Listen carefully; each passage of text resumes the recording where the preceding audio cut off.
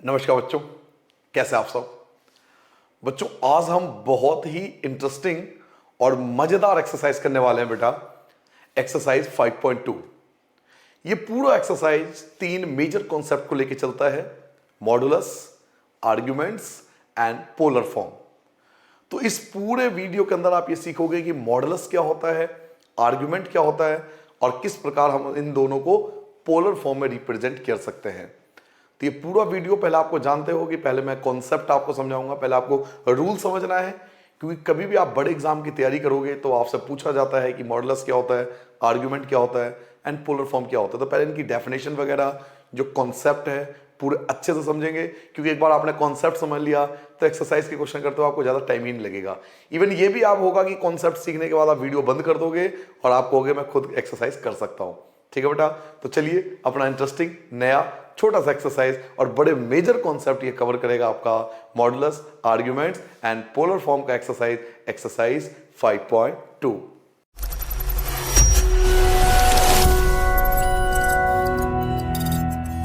तो चलिए बच्चों यहां से स्टार्ट करते हैं अपना एक्सरसाइज 5.2 और स्टार्टिंग बिल्कुल बेसिक से करेंगे, बिल्कुल स्टार्टिंग से करेंगे, बिल्कुल जीरो से स्टार्ट करेंगे और बिल्कुल ऐसे लेवल पे पहुंचेंगे ताकि हम कंपटीशन लेवल के क्वेश्चन भी कर सके। देखिए, जब आप बच्चों 9th और 10th में थे ना, आपने पढ़ा था कार्टेशियन प्लेन। मैं बिल्कुल स्टार्टिंग बेसिक से स्टार्ट करूंगा क्योंकि कार्टेशियन प्लेन ये वर्ड आपने कई बार सुना होगा। तो रूल नंबर 1 मैं रूल के हिसाब से आपको बताता हूं, आप देखते हो हर बार मैं रूल के अकॉर्डिंग समझाता हूं। तो रूल नंबर 1 मैं आपको समझा रहा हूं। सबसे पहले हम पढ़ेंगे कार्टेशियन प्लेन। आपको याद होगा जब आप लोग 9th-10th में थे तो ये कार्टेशियन प्लेन ये वर्ड बहुत ज्यादा यूज होता था।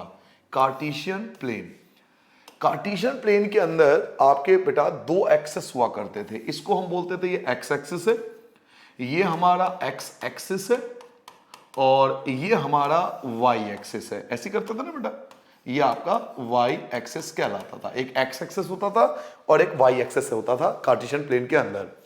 नाउ अगर हम कोई पॉइंट भी लेते थे तो ऐसे लेते थे, 1 हो गया, 2 हो गया, 3 हो गया, 4 हो गया, ऐसे ही 1 2 3 4। यहां आ गया आपका -1 -2 -3, ऐसे आपका -1 -2 -3 एंड सो ऑन। ऐसे कार्टेशियन प्लेन हम लोग यूज करते थे। अब मान लीजिए कि मैं कोई पॉइंट आपसे कहता हूं भाई 2 और 3 को रिप्रेजेंट करो या 1 2 को रिप्रेजेंट करो या 4 और 5 को रिप्रेजेंट करो। कोई भी एक पॉइंट ले लेते हैं। मान लीजिए मैंने पॉइंट ले लिया बेटा 1 और 3, तो 1 और 3 ये वाला पॉइंट आएगा। 1 और 3, तो इस पॉइंट को बोलेंगे 1 और 3। जो फर्स्ट पॉइंट होता है वो x के लिए होता है और सेकंड होता है y के लिए। तो कार्टेशियन प्लेन के अंदर हम इस प्रकार से पॉइंट को प्लॉट करते थे 9th और 10th में। बात यह है कि कार्टेशियन प्लेन की यहां बात क्यों हो रही है, क्योंकि जब तक आप कार्टेशियन प्लेन को रिवाइज नहीं करोगे आपको आर्गन प्लेन समझ में नहीं आएगा, जो हमारा अगला टॉपिक है। तो बिल्कुल जैसे आप कार्टेशियन प्लेन को रिप्रेजेंट करते थे ना, एक एक्स एक्सिस होता था, एक वाई एक्सिस होता था, देन आप उस पॉइंट को रिप्रेजेंट करते थे कार्टेशियन प्लेन के अंदर। आपको याद होगा जिस प्रकार बेटा हम कार्टेशियन प्लेन को रिप्रेजेंट करते थे इन पॉइंट के माध्यम से, वैसे ही कॉम्प्लेक्स नंबर में बेटा होता है आर्गन प्लेन। और आर्गन प्लेन में हम पॉइंट को कैसे रिप्रेजेंट करते हैं ये रूल नंबर 2 होगा। रूल नंबर 1 बस कार्टेशियन प्लेन आपको बताना था कि एक्स एक्सिस वाई एक्सिस होता है, कोई भी पॉइंट हम प्लॉट कर सकते थे एक्स एक्सिस और वाई एक्सिस के अकॉर्डिंग। नाउ रूल नंबर 2 पे आते हैं बेटा, जो हमारा 11th का मेन टॉपिक है। तो रूल नंबर 2 स्टार्ट करते हैं। रूल नंबर 2 इसको बोलते हैं बेटा आर्गन प्लेन। Argand plane. अब नाउ ये आर्गन प्लेन क्या होता है? जिस प्रकार कार्टेशियन प्लेन होता है उसी प्रकार बेटा कॉम्प्लेक्स नंबर को, ये तो जो कार्टेशियन प्लेन होता है ना, ये रियल नंबर को रिप्रेजेंट करता है। जो जितने भी रियल नंबर होते हैं उनको हम लोग इससे रिप्रेजेंट कर लेते हैं, बट जितने भी कॉम्प्लेक्स नंबर होता है उसके लिए हमें आर्गन प्लेन की आवश्यकता होती है। तो कॉम्प्लेक्स नंबर को बेटा आर्गन प्लेन पे रिप्रेजेंट किया जाता है। और आर्गन प्लेन का ये मतलब नहीं है कि कार्टेशियन प्लेन से थोड़ा अलग होगा या बहुत अलग होगा, बिल्कुल सिंपल जैसे कार्टेशियन प्लेन होता था वैसे आर्गन प्लेन होता है। इसमें भी आपके दो एक्सेस होंगे, इसमें भी आपके दो एक्सेस होंगे, बिल्कुल सेम पैटर्न चलेगा। इसमें भी आपके दो एक्सेस होंगे, बस फर्क ये है वहां पे एक्स एक्सेस और वाई एक्सेस होता था, यहां पे real axis and imaginary axis होता है। एक को बोलते हैं रियल एक्सेस जो रियल नंबर को रिप्रेजेंट करता है, और एक होता है बेटा इमेजिनरी एक्सेस जो इमेजिनरी नंबर को रिप्रेजेंट करता है। तो इस वाले पार्ट को हम बोलेंगे रियल एक्सेस। ये रियल एक्सेस कहलाता है। इसे बोलते हैं बेटा रियल एक्सेस और इसे बोलते हैं बेटा इमेजिनरी इसे बोलते हैं इमेजिनरी एक्सेस। ठीक है, बिल्कुल सब कुछ सेम है, कुछ अलग नहीं है, बस फर्क क्या है, वहां पे एक्स एक्सेस और वाई एक्सेस था, यहाँ real axis and imaginary axis को रिप्रेजेंट किया जाता है। बाकी नंबर भी सेम होंगे, जैसे 1 हो गया, 2 हो गया, 3 हो गया, 4, ऐसे ही -1 -2 एंड सो ऑन, 1 2 3 4 और -1 और -2। इस प्रकार से हमने दो एक्सेस ले लिए, रियल एक्सेस और इमेजिनरी एक्सेस। ये हम आर्गन प्लेन की बात कर रहे हैं। आर्गन प्लेन जो कॉम्प्लेक्स नंबर को रिप्रेजेंट करता है। अब मान लीजिए कि मुझे कोई कॉम्प्लेक्स नंबर दिया हुआ है, ये मान लीजिए कॉम्प्लेक्स नंबर है -2 + 3 आयोटा। ठीक है बेटा, इसको मुझे इसका आर्गन प्लेन पे रिप्रेजेंट करना है। -2 + 3 आयोटा को इस आर्गन प्लेन पे रिप्रेजेंट करना है। तो रियल नंबर आपको पता है, इस वाले पार्ट को बोलते हैं, मैंने स्टार्टिंग में आपको समझाया था जब एक्सरसाइज 5.1 कर रहे थे, इसे बोलते हैं बेटा रियल पार्ट। रियल पार्ट क्या है? -2। तो रियल पार्ट आपका -2 है, ये रहा -2। और इमेजिनरी पार्ट जो है आपका 3 है, तो -2 और इमेजिनरी पार्ट 3 होगा। तो इस पॉइंट को हम बोलेंगे बेटा -2 और 3, जहां पे -2 जो है वो रियल पार्ट है और जो 3 है वो आपका इमेजिनरी पार्ट है। -2 और 3, तो -2 कौन है? -2 यहां पे रियल पार्ट है, तो रियल वाला एक्सेस पे जाएंगे, और 3 कौन है? तो इमेजिनरी पार्ट है, तो इमेजिनरी पार्ट पे जाएंगे। तो आपको, इसलिए मैं आपको पहले कार्टेशियन प्लेन से स्टार्ट किया मैंने, ताकि आप एक बार फ्लैशबैक में जाओ, 9th-10th के फ्लैशबैक में जाओ तो याद आ जाए कि जी हाँ, हमने कार्टेशियन प्लेन पढ़ा है। तो एक बार कार्टेशियन प्लेन आपको याद आ जाएगा तो आर्गन प्लेन आपको अच्छे समझ में आ जाएगा कि दोनों में ज्यादा फर्क नहीं है, केवल एक्सेस का फर्क है। वहां x axis and y axis होता था, यहां पे रियल और इमेजिनरी एक्सेस नाम से जाना जाता है। बस इतना ही आपका डिफरेंस है। बाकी प्रेजेंट करने का मेथड आप देख चुके हो कि प्रेजेंट करने का मेथड भी यही है, रियल पार्ट, इमेजिनरी पार्ट। तो रियल के सामने जो इमेजिनरी होगा उस पॉइंट को हम लोग प्लॉट कर देते थे। क्लियर हो गया? ये आर्गन प्लेन होता था। ऐसे मान लो कोई और भी पार्ट है तो और भी कॉम्प्लेक्स नंबर ले सकते हो। मान लीजिए इस बार मैं कॉम्प्लेक्स नंबर ले रहा हूं कि 2 + 3 आयोटा। इस प्रकार से कोई भी एक ले लेते हैं कि 2 + 3 आयोटा है। तो रियल पार्ट क्या है? रियल पार्ट 2 है, तो रियल पार्ट आपका 2 है। इमेजिनरी पार्ट क्या है? तो इमेजिनरी पार्ट 3 है, तो 2 और 3, इस पॉइंट को हम बोलेंगे 2 और 3। ये रियल पार्ट और इमेजिनरी पार्ट। नाउ अब मुझे आपको एक बात समझानी है, जो आर्गन प्लेन का मेन कॉन्सेप्ट मैंने क्यों उठाया, ये अब आपको समझाता हूं। बच्चों, ये ओरिजिन है, ये इसे हम ओरिजिन कहते हैं। ओरिजिन से इस पॉइंट के बीच का जो डिस्टेंस होता है, ओरिजिन से इस पॉइंट का जो बीच का डिस्टेंस होता है, इस डिस्टेंस को हम लोग आर से रिप्रेजेंट करते हैं। ओरिजिन से इस पॉइंट के बीच का जो डिस्टेंस होता है, इसको हम आर से रिप्रेजेंट करते हैं। और आर का मतलब है यहां पर मॉडुलस। आर का मतलब क्या होता है? मॉडुलस। आर मॉडुलस को रिप्रेजेंट करता है। तो पहला टॉपिक याद करो, मैंने अभी वीडियो की स्टार्टिंग में कहा था, modulus, argument and polar form. तो सबसे पहले हम मॉडुलस के बारे में सीख रहे हैं। देखिए बेटा, ओरिजिन से लेकर इस पॉइंट के बीच का जो डिस्टेंस होता है उसे हम लोग आर से रिप्रेजेंट करते हैं, और आर का मतलब मॉडुलस होता है। और आपको याद होगा डिस्टेंस फॉर्मूला ओरिजिन से, आप जब लोग 10th में थे तो हमने स्पेशली आपको फॉर्मूला दिखवाया था बेटा कि ओरिजिन से जब किसी चीज का डिस्टेंस निकाला जाता है, ओरिजिन से किसी भी पॉइंट का डिस्टेंस निकाला जाता है, तो हम लोग फॉर्मूला लगाते हैं x² और +y²। तो जी हां, मॉडुलस का फॉर्मूला यही है, x² + y²। ये आपने पहले भी यूज किया था एक्सरसाइज 5.1 में, बट तब मैंने आपको रीजन नहीं बताया था कि फॉर्मूला कहां से बना था। फॉर्मूला बच्चों यहां से बना था कि कोई भी हमें एक कॉम्प्लेक्स नंबर दिया हुआ है, उस कॉम्प्लेक्स नंबर को हमने जो आर्गन प्लेन था उस पर रिप्रेजेंट कर दिया। अब ओरिजिन से उस पॉइंट के बीच का जो डिस्टेंस होता है उसको हम आर बोलते हैं, और आर का मतलब यहां मॉडुलस है। तो ओरिजिन से डिस्टेंस फॉर्मूला हम सबको आता था, याद करो, x2 - x1 का होल स्क्वायर, y2 - y1 का होल स्क्वायर। तो जब ओरिजिन तो 0 0 है, तो इनके ओरिजिन से बीच का जब डिस्टेंस निकालूंगा तो फॉर्मूला बनेगा x² + y²। तो ये मॉडुलस का फॉर्मूला है। ये मॉडुलस, ये जो आर आपका फॉर्मूला आपके सामने दिखाई दे रहा है, ये जो आप इस समय आर का फॉर्मूला देख रहे हो, √x² + y², ये मॉडुलस का फॉर्मूला यहां से बनता है। मॉडुलस क्लियर हो गया? सबसे पहला पॉइंट क्लियर हो गया बेटा, मॉडुलस का फॉर्मूला, ये मॉडुलस का फॉर्मूला होता है। यहां x² का मतलब है रियल वाला, x का मतलब रियल वाला, और y² का मतलब इमेजिनरी वाला। इन दोनों के स्क्वायर का सम जो होता है वो आपका मॉडुलस होता है, जिसको हम r बोलते हैं। क्लियर हो गया? इसको हम मॉडुलस बोलेंगे। तो यहां पर आप साइड में लिख सकते हो कि ये जो आपने सीखा है ये मॉडुलस सीखा है। r का मतलब यहां पर मॉडुलस है, ये मॉडुलस हो गया आपका। ठीक है बेटा? नाउ अब मॉडुलस के बाद अगला टॉपिक है आर्गुमेंट, कि आर्गुमेंट क्या होता है। ठीक है बेटा, आर्गुमेंट हमें अगला टॉपिक सीखना है कि आर्गुमेंट क्या होता है।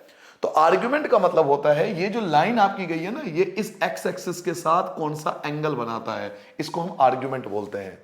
इस लाइन, ये जो लेंथ है ना, लंबाई है, ये जो डिस्टेंस है जिसे हम मॉडुलस बोलते हैं, जो डिस्टेंस है वो एक्स एक्सिस के साथ कितने का एंगल बनाता है, इसको हम आर्गुमेंट बोलते हैं। और आर्गुमेंट निकालने का क्या प्रोसीजर होता है, ये आपको बिल्कुल, इसके दो तरीके हैं। जी हाँ, इसके दो मेथड हैं आर्गुमेंट निकालने के बेटा, दो मेथड हैं। एक मेथड थोड़ा सा सिंपल है, बट कई स्कूलों में वो मेथड वैलिड नहीं है, जिसमें हम लोग डायरेक्ट टेन थीटा निकाल देते हैं, डायरेक्ट टेन थीटा निकाल देते हैं। वो मेथड थोड़ा सा शॉर्ट है, बट कई स्कूलों में वो मेथड वैलिड नहीं है, टीचर आपको मार्क्स नहीं देंगे। दूसरा मेथड जो हर स्कूल में फॉलो होता है, और वही मेथड आपके एनसीईआरटी बुक में भी दिया हुआ है, तो मैं उसी मेथड को फॉलो करूंगा जो आपके बुक में दिया हुआ है। मैं डायरेक्ट टेन थीटा आपको फॉर्मूला नहीं बताऊंगा, क्योंकि उस मेथड में कई स्कूलों में बच्चों के मार्क्स कटते हैं। आप टेन थीटा का फॉर्मूला डायरेक्ट यूज नहीं करोगे, क्योंकि यूट्यूब पे बहुत सारी वीडियो हैं जिसमें टेन थीटा का इस्तेमाल किया गया है। ये टीचर पे डिपेंड करता है, कई बार नंबर दे देते हैं, कई बार नंबर नहीं देते। बट एनसीईआरटी अगर आप उठा के देखोगे तो उसके अंदर जो मेथड है वो थोड़ा डिफरेंट है। तो मैं पर्टिकुलरली एनसीईआरटी का मेथड फॉलो करूंगा, क्योंकि उस मेथड से आपके मार्क्स कभी नहीं कटेंगे। हम उस मेथड को फॉलो करना चाहते हैं ताकि मार्क्स कटने को कोई चांस ही ना हो। तो वो एनसीईआरटी मेथड सबसे बेस्ट है। आप रीजन भी दे सकते हो टीचर को, देखो जी सर जी यही वाला मेथड बुक में भी है, तो मार्क्स नहीं कटेंगे आपके। नाउ वापस आते हैं बेटा, तो किस प्रकार से हम लोग आर्गुमेंट को फाइंड कर सकते हैं, ये मैं आपको क्वेश्चन में सिखाने वाला हूं। बस आपको अभी आर्गुमेंट का मतलब बता देता हूं कि आर्गुमेंट, ये तो मॉडुलस था कॉन्सेप्ट। रूल नंबर 3 में आपको बताता हूं। रूल नंबर 3 हम जानेंगे बेटा आर्ग्यूमेंट्स। आर्ग्यूमेंट, और आर्ग्यूमेंट का मतलब यहां पे थीटा है, कि आपको थीटा फाइंड करना है। आपको थीटा मतलब एंगल फाइंड करना है। और ये थीटा कौन सा है, थीटा है। तो ये जो पोलर फॉर्म वाला, ये जो मॉडुलस है, ये जो मॉडुलस की लाइन है, ये एक्स एक्सिस के साथ जो एंगल बनाएगा, इसको हम आर्गुमेंट के नाम से जानेंगे। तो आर्गुमेंट निकालने के लिए हमें थीटा निकालना पड़ेगा। आर्गुमेंट फाइंड करने के लिए हम लोग थीटा फाइंड करते हैं, लेकिन थीटा फाइंड करने के लिए हमें कुछ बातों का ध्यान रखना पड़ता है। क्या, ये मैं आपको सिखाता हूं। देखिए बेटा, चार क्वाड्रेंट होते हैं। First quadrant, second quadrant, third quadrant, fourth quadrant. हमें बिल्कुल स्टार्टिंग से 9th क्लास से सीखा हमें। ये आपका फर्स्ट क्वाड्रेंट है, ये आपका सेकंड क्वाड्रेंट है, ये आपका थर्ड क्वाड्रेंट है, और ये आपका फोर्थ क्वाड्रेंट है। ठीक है बेटा, 4 क्वाड्रेंट हमने सीखा है। बच्चों याद रखना, अगर फर्स्ट क्वाड्रेंट की बात हो क्वेश्चन के अंदर, ध्यान रखना, अगर क्वेश्चन में फर्स्ट क्वाड्रेंट की बात हो, तो इन दैट केस जो थीटा होता है, मतलब जो हमें थीटा फाइंड करना है, वो माइनस अल्फा होगा। अब ये माइनस अल्फा वगैरह क्या है, ये सब मैं आपको क्वेश्चन समझाऊंगा। अगर फर्स्ट क्वाड्रेंट में है तो थीटा अल्फा के इक्वल होगा। माइनस मत लगाना, थीटा जो होगा वो अल्फा के इक्वल होगा। अगर फोर्थ क्वाड्रेंट हो तो थीटा जो होगा वो माइनस अल्फा के इक्वल होगा। अगर फर्स्ट क्वाड्रेंट है तो थीटा अल्फा के इक्वल होगा, और अगर फोर्थ क्वाड्रेंट है तो थीटा जो होगा वो बेटा माइनस अल्फा के इक्वल होगा। अगर सेकंड क्वाड्रेंट में, वो क्वाड्रेंट कैसे पहचानेंगे, क्यों पहचानेंगे, ये सब मैं आपको क्वेश्चन में समझाऊंगा। अभी सिर्फ आपको रूल पे फोकस करना है। पहले मैंने आपको आर्गुमेंट बताया ना, आर्गुमेंट क्या होता है, कि जो मॉडुलस की लाइन होती है ना, वो एक्स एक्सिस के साथ जो एंगल बनाता है, इसको हम आर्गुमेंट बोलते हैं। अब आर्गुमेंट निकालते हुए ना, मैं 4 एक्सिस का ध्यान रखना पड़ता है, 4 क्वाड्रेंट का ध्यान रखना पड़ता है, कि वो फर्स्ट क्वाड्रेंट में, सेकंड क्वाड्रेंट में, थर्ड में है या फोर्थ में है। अगर वो फर्स्ट क्वाड्रेंट में है तो थीटा अल्फा के इक्वल होगा। अगर वो फोर्थ क्वाड्रेंट में है तो थीटा जो है माइनस अल्फा के इक्वल होगा। अगर वो सेकंड क्वाड्रेंट में है तो जो थीटा होगा वो पाई माइनस अल्फा के इक्वल होगा। और अगर वो थर्ड क्वाड्रेंट में है तो जो थीटा होगा वो माइनस पाई माइनस अल्फा के इक्वल होगा। जी हाँ, ये 4 बातें आपको ध्यान रखना है। मैं हाईलाइटेड कर देता हूं आपके लिए, मैं आपके लिए स्पेशली हाईलाइटेड कर देता हूं, प्लीज ध्यान रखना। अगर मैं फर्स्ट क्वाड्रेंट बताऊं, अभी फर्स्ट क्वाड्रेंट कैसे पहचानेंगे, क्यों पहचानेंगे, सब मेरे पे छोड़ देना आप। फर्स्ट क्वाड्रेंट कैसे पहचानेंगे, सेकंड क्वाड्रेंट कैसे पहचानेंगे, सब मैं आपको सिखा दूंगा क्वेश्चन में, कि क्वाड्रेंट की पहचान कैसे करते हैं, ये सब आपको क्वेश्चन में सिखा दिया जाएगा। बट अभी आपको इस बात का ध्यान रखना है, थीटा, बोर्ड थोड़ा सा हैंग हो रहा है, थीटा इक्वल टू अल्फा। अगर फर्स्ट क्वाड्रेंट में हो बेटा, फर्स्ट क्वाड्रेंट की बात हो, तो थीटा जो होगा वो अल्फा के इक्वल होगा, थीटा अल्फा के इक्वल होगा। अगर सेकंड क्वाड्रेंट है तो थीटा जो है पाई माइनस अल्फा के इक्वल होगा। थर्ड क्वाड्रेंट हो तो थीटा जो होगा वो माइनस पाई माइनस अल्फा के इक्वल होगा, और फोर्थ क्वाड्रेंट हो थीटा जो है माइनस अल्फा के इक्वल होगा। इन चारों फॉर्मूले का आपको ध्यान रखना है। क्या कब कर निकालते हुए? आर्गुमेंट फाइंड करते हुए। जब हम लोग आर्गुमेंट फाइंड करते हैं ना बेटा, तो इन चार फॉर्मूले का ध्यान रखते हैं। आर्गुमेंट मतलब क्या होता है? थीटा। अभी मैंने आपको बताया आर्गुमेंट मतलब थीटा फाइंड करना है, और थीटा फाइंड करने के लिए हमें इस फॉर्मूले का ध्यान रखना पड़ता है। तो ये चारों क्वाड्रेंट का फॉर्मूला आपको याद रखना है। अब यहाँ पे अल्फा क्या है, ये पाई माइनस अल्फा क्या है, ये सब मैं आपको क्वेश्चन में समझाऊंगा, बस अभी आपको रूल पे फोकस करना है। नाउ अपने अंतिम रूल पे आते हैं बेटा। लास्ट रूल हम सीखते हैं जिसे हम बोलेंगे रूल नंबर 4। तो हेडिंग डालो बेटा, रूल नंबर 4, और ये आपका होगा पोलर फॉर्म। रूल नंबर 4 इसे बोलते हैं बेटा पोलर फॉर्म। तो पोलर फॉर्म हम लोग कैसे रिप्रेजेंट करेंगे? देखिए 1 बाय 1 करके अगर आपने ध्यान दिया होगा तो मैंने आपको सारे कॉन्सेप्ट लाइन से सिखाए। सबसे पहले मैंने आपको सिखाया कि कार्टेशियन प्लेन का क्या रिलेशन होता है आर्गन प्लेन से, और आर्गन प्लेन में पहले मैंने आपको मॉडुलस सिखाया। मॉडुलस के बाद आपने आर्गुमेंट सीखा, और आर्गुमेंट के बाद आप लोग पोलर फॉर्म सीख रहे हो। तो तीनों कॉन्सेप्ट लाइन से है, modulus, argument and polar form. और फिर हम लोग उस मेथड को फॉलो करेंगे जो मोस्टली टीचर फॉलो करते हैं या आपके एनसीईआरटी बुक फॉलो करती है, पोलर फॉर्म। तो पोलर फॉर्म कुछ अलग नहीं है। पोलर फॉर्म क्या होता है? देखो कोई भी कॉम्प्लेक्स नंबर इस फॉर्म में होता है, हमें पता है इसका। कोई भी कॉम्प्लेक्स नंबर इस फॉर्म में होता है कि हमें पता है कि इसका होता है x प्लस आयोटा वाई, है ना। कोई भी पोलर फॉर्म इस फॉर्म में होता है x प्लस आयोटा वाई या a प्लस आयोटा बी, कुछ भी बोल लो, a प्लस आयोटा बी बोल लो या x प्लस आयोटा वाई बोल लो, ज्यादा फर्क नहीं है। तो कोई भी जो कॉम्प्लेक्स नंबर हो इस फॉर्म में होता है। जब इस कॉम्प्लेक्स नंबर को, जो आपके सामने स्क्रीन पे दिखाई दे रहा है, जब इस कॉम्प्लेक्स नंबर को हम लोग इस फॉर्म में कन्वर्ट कर देते हैं जिसमें हम आर मॉडुलस का इस्तेमाल करते हैं, साइन कॉस थीटा का इस्तेमाल करते हैं, कॉस थीटा का इस्तेमाल करते हैं, कॉस थीटा का इस्तेमाल करते हैं, और प्लस आयोटा साइन थीटा का इस्तेमाल करते हैं, तो ये पोलर फॉर्म में कन्वर्ट हो जाता है। जब कॉम्प्लेक्स नंबर को इस फॉर्म में कन्वर्ट कर देते हैं, जब कॉम्प्लेक्स नंबर को, ये कॉम्प्लेक्स नंबर है x प्लस आयोटा वाई, ये कॉम्प्लेक्स नंबर है, जब इसको हम लोग इस फॉर्म में कन्वर्ट कर देते हैं ना, तो ये पोलर फॉर्म कहलाता है। इट मींस हम सिंपल वर्ड में बोल सकते हैं कि किसी भी कॉम्प्लेक्स नंबर को जब थीटा में कन्वर्ट कर दिया जाता है, थीटा मतलब क्या? आर्ग्यूमेंट। थीटा मतलब कौन है? आर्ग्यूमेंट। और आर मतलब क्या है? मॉडुलस। तो जब किसी कॉम्प्लेक्स नंबर को मॉडुलस एंड आर्ग्यूमेंट के फॉर्म में कन्वर्ट कर दिया जाता है तो उसको हम लोग पोलर फॉर्म बोलते हैं। क्लियर हो गया? जब किसी कॉम्प्लेक्स नंबर को, किसी भी कॉम्प्लेक्स नंबर को जब मॉडुलस एंड आर्ग्यूमेंट के फॉर्म में कन्वर्ट कर दिया जाता है, मॉडुलस, देखो मॉडुलस क्या था? आर था, और आर्ग्यूमेंट क्या था? थीटा था। तो जब किसी कॉम्प्लेक्स नंबर को मॉडुलस एंड आर्ग्यूमेंट दोनों के फॉर्म में कन्वर्ट कर दिया जाता है तो उसको मैथ्स में पोलर फॉर्म कहते हैं। तो टोटल ये आपको 4 कॉन्सेप्ट ही ध्यान रखना है। अगर ये 4 कॉन्सेप्ट ध्यान रखोगे तो किसी क्वेश्चन में आपको दिक्कत नहीं होगी। एक लास्ट बार देख लो अब तक आपने क्या सीखा, एक अंतिम बार देख लो। सबसे पहले आपने सीखा कार्टेशियन प्लेन। तो x axis y axis simple point को हम लोग प्लॉट करते थे। ऐसे ही बिल्कुल होता है आर्गन प्लेन। आर्गन प्लेन में होता है real axis and imaginary axis. तो रियल एक्सेस -2 है तो -2, और इमेजिनरी 3 है तो -2 और 3। ऐसे ही यहां पे देखो आपके साथ रियल क्या है, तो रियल आपके पास 2 है और इमेजिनरी 3 है, तो 2 और 3।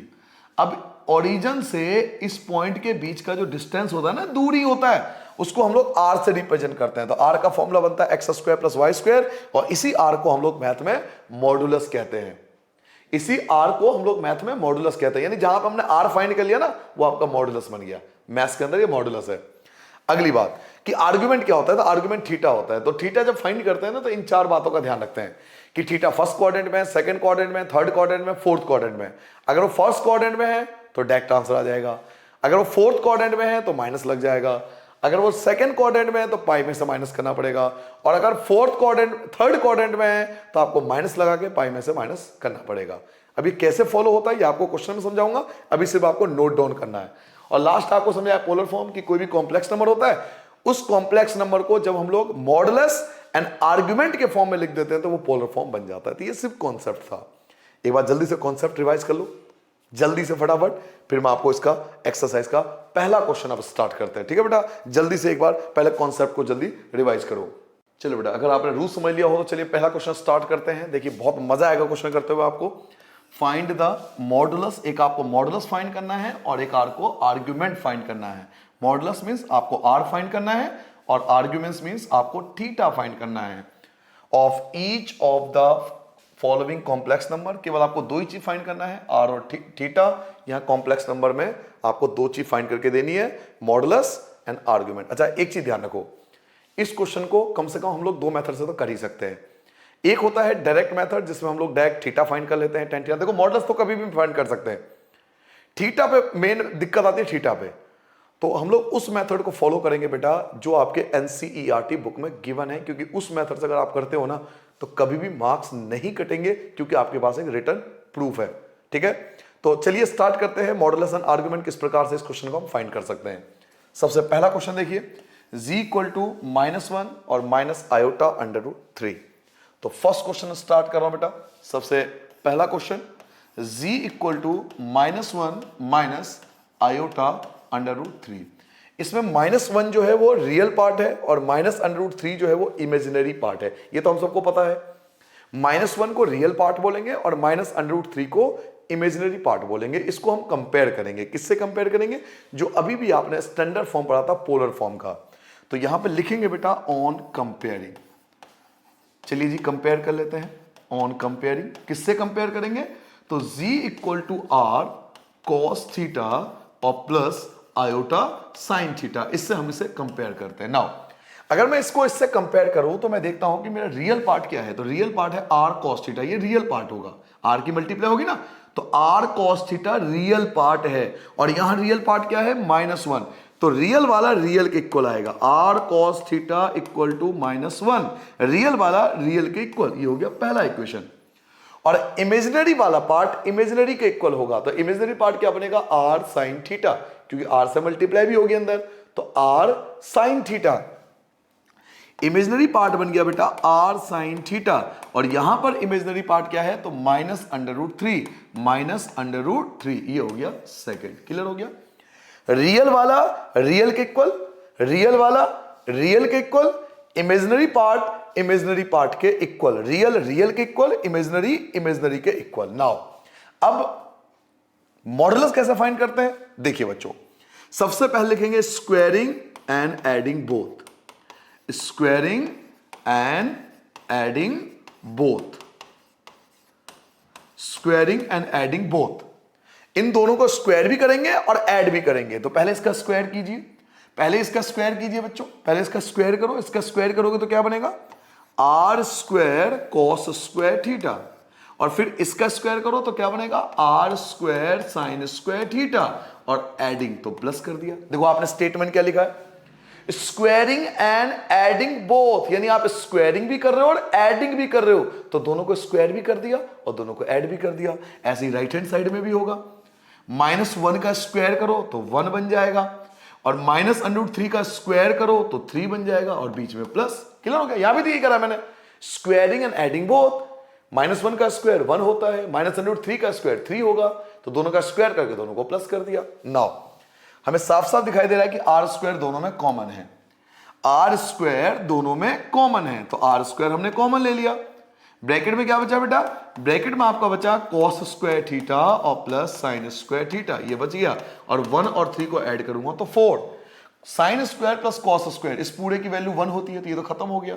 क्या बचा? आर स्क्वायर और इक्वल टू में 4। स्क्वायर क्या बनेगा? तो अंडर रूट, तो आर इक्वल टू 4 का अंडर रूट क्या होता है? तो 2 होता है। हालांकि +-2 होना चाहिए था, +-2 होना चाहिए था। एक्चुअल में तो यही होना चाहिए ना, स्क्वायर अंडर रूट बन गया तो +-2 होना चाहिए था। लेकिन हमने +2 लिया, -2 नहीं लिया, क्योंकि हम फाइंड क्या कर रहे हैं? आर मतलब क्या? मॉडुलस। एंड मॉडुलस कभी नेगेटिव नहीं हो सकता।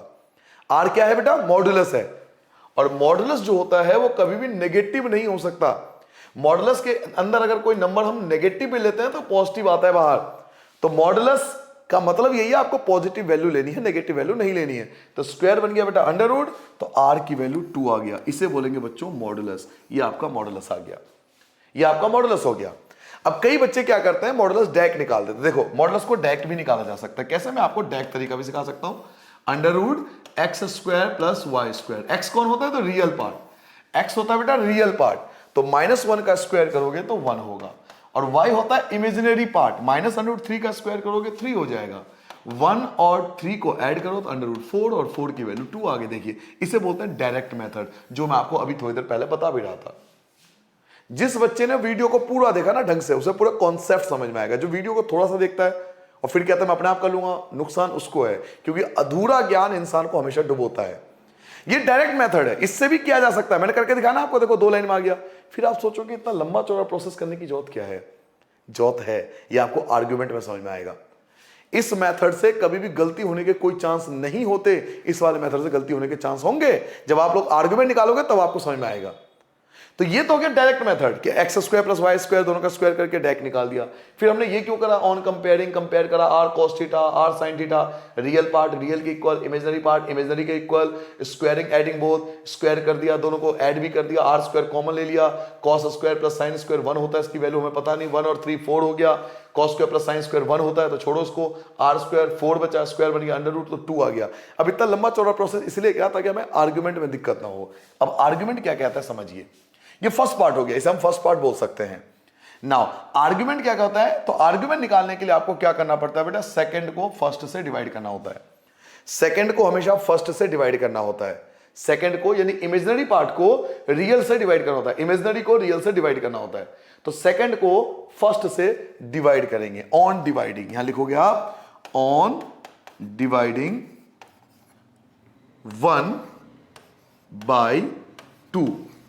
ठीक है बेटा, तो चलिए डिवाइड करते हैं। डिवाइड करते हैं बेटा on dividing 2/1, on dividing 2/1। Second को फर्स्ट से डिवाइड करेंगे ऑन डिवाइडिंग 2/1। साइन थीटा हमेशा ऊपर होगा, तो साइन थीटा वाला आपको ऊपर लिखना है, ये चीज ऊपर लिखनी है। R sine theta, r sine theta आपको ऊपर लिखना है, अपॉन में आर कॉस थीटा आपको नीचे लिखना है बेटा, आर कॉस थीटा आपको नीचे लिखना है। साइन थीटा वैल्यू ऊपर लिखनी है, कॉस थीटा वैल्यू आपको नीचे लिखनी है। इसकी वैल्यू क्या थी? तो -√3 था, और आर कॉस थीटा की वैल्यू क्या था? तो -1 था, तो -1 आपका अपॉन में आ जाएगा। आर से आर कैंसिल हो गया, साइन अपॉन कॉस क्या बन गया? tan थीटा बन गया, माइनस से माइनस कैंसिल हो गया, √3 बन गया। ठीक है बेटा, ये tan थीटा की वैल्यू √3 आ गया। नाउ अब आपके पास साइन थीटा भी है, आपके पास कॉस थीटा भी है, आपके पास tan थीटा भी है। तो इस प्रकार जो आर्ग्यूमेंट निकलता है वो हमेशा एग्जैक्ट निकलता है। बट आजकल देखा गया है कि कुछ बच्चे tan थीटा डायरेक्ट फाइंड करते हैं। बच्चों आपको बता दूं, भले ही आपको मार्क्स मिल जाए, लेकिन आगे जब आप फर्दर बड़ी क्लास में स्टडी करोगे तब आपको फर्क समझ में आएगा।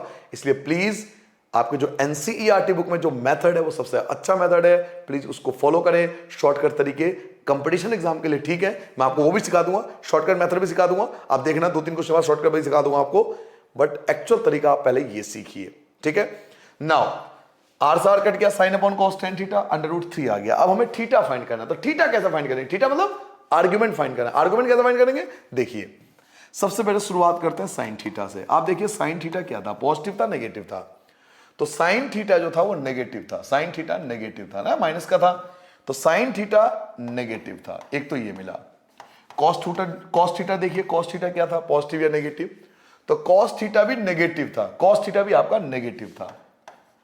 अब tan थीटा देखिए, tan थीटा क्या है? तो tan थीटा तो आपके सामने लिखा हुआ है, tan थीटा तो आपके सामने लिखा हुआ है, तो tan थीटा पॉजिटिव है, tan थीटा पॉजिटिव है। ठीक है बेटा, साइन थीटा नेगेटिव है, कॉस थीटा नेगेटिव है, tan थीटा पॉजिटिव है। हमारे पास 4 क्वाड्रेंट है जिसे हम जानते हैं आफ्टर स्कूल टू कॉलेज। अब इन 4 क्वाड्रेंट में कौन सा ऐसा क्वाड्रेंट है जिसमें साइन नेगेटिव हो, कॉस भी नेगेटिव हो, लेकिन tan जो हो वो पॉजिटिव हो, tan जो हो वो पॉजिटिव हो, और tan जो पॉजिटिव होता है वो थर्ड में होता है। थर्ड में tan पॉजिटिव होता है, थर्ड में tan जो होता है वो पॉजिटिव होता है, बाकी साइन और कॉस जो होता है नेगेटिव होता है। इट मींस हमें ये पता लग गया कि थीटा जो है वो थर्ड क्वाड्रेंट में आता है। तो यहां लिखना पड़ेगा theta lies in third quadrant, कि थीटा जो है वो थर्ड क्वाड्रेंट में आएगा। थीटा थर्ड क्वाड्रेंट में आएगा, क्यों? क्योंकि साइन थीटा नेगेटिव है, कॉस थीटा नेगेटिव है, बट tan थीटा पॉजिटिव है, जो थर्ड क्वाड्रेंट में ही पॉसिबल है। इसलिए थीटा जो होगा वो थर्ड क्वाड्रेंट में लाइज करेगा।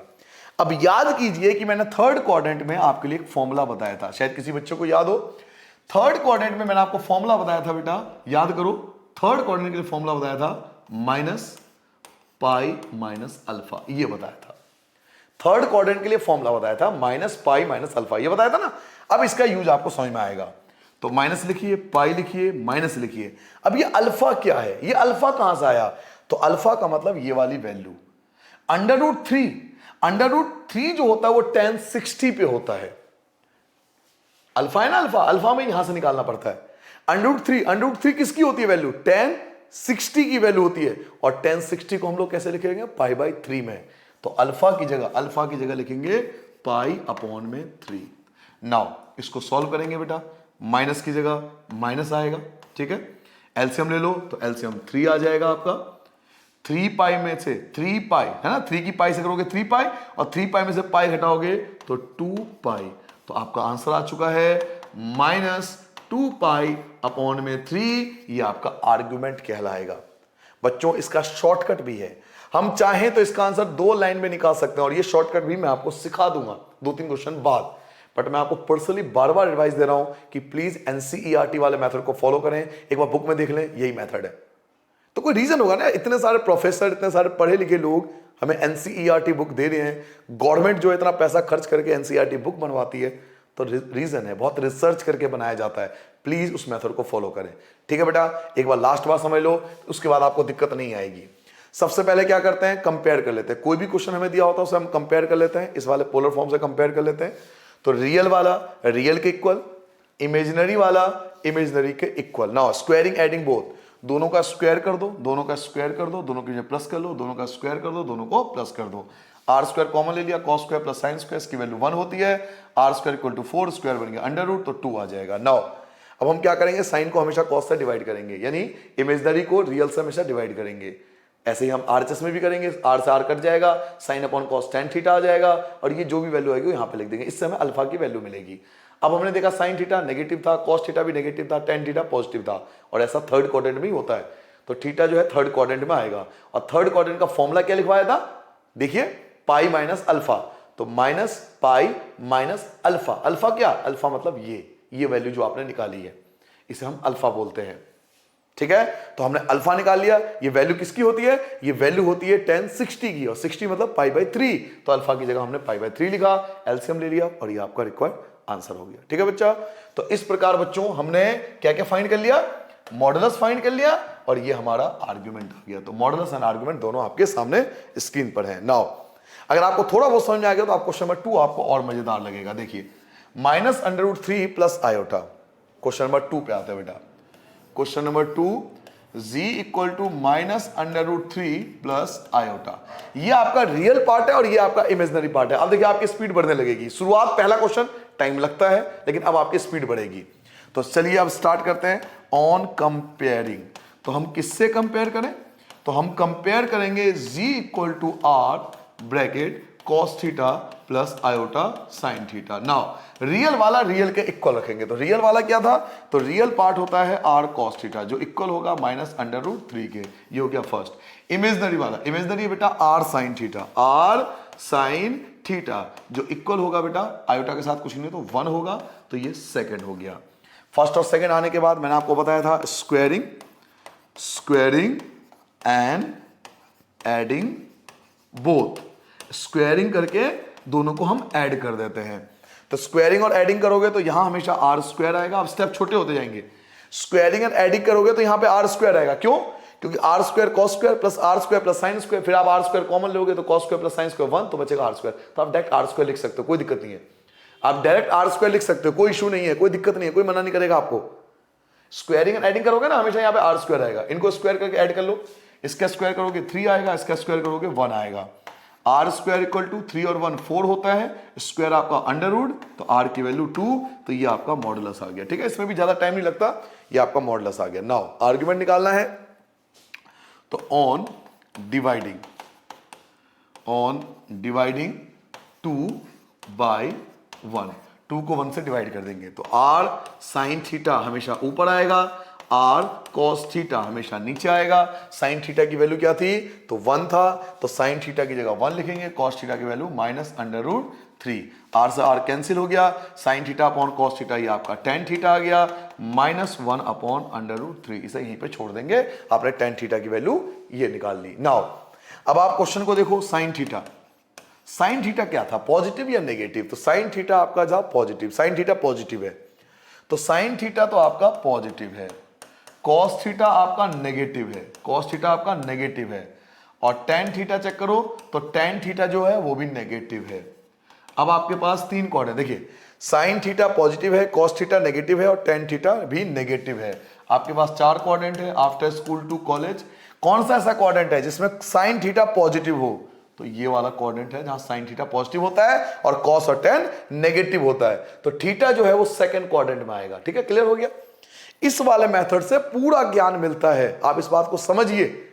इस वाले मेथड से पूरा फुल नॉलेज मिलती है बच्चों को, पूरा प्रोसीजर समझ में आता है मॉडुलस आर्गुमेंट का। तो सेकंड क्वाड्रेंट में आएगा, तो आपको लिखोगे यहां पे theta lies in second quadrant. Theta जो है वो सेकंड क्वाड्रेंट में है। और याद कीजिए सेकंड क्वाड्रेंट के लिए फॉर्मूला बताया था, theta equal to pi minus alpha.